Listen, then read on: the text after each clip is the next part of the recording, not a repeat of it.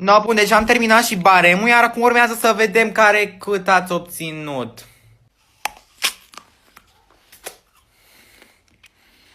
Poftă bună, Maximus, mă copchilă, n-am discutat că nu se mănâncă în timpul unei ore, în special la ora mea. Asta e lipsă de bun simț, da, Cătălina, dar dă încolo de treabă că sunteți mari deja. Mă scuzați, doamne, dar mi este foarte foame, n-am mâncat mult în pauza trecută și mi s-a făcut acum foame. Mă copchilă, ai mâncat 3 sandwich-uri în pauza trecută și ai băgat și o pungă de chipsuri cu carne de porc sau de vacă sau ce era și tu acum îmi spui că nu ți-e foame, dar bagă mărul ăla apoi că te trântesc acum.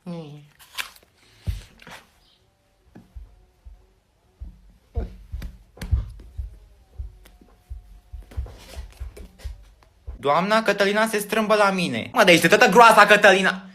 Maria, du-te și cheamă asistenta ca asta se neacă aici. Ia vină încoace, mă, fetiță. Dă cocoașa încoace, Doamne iartă-mă. Asta sper să-ți fie învățat.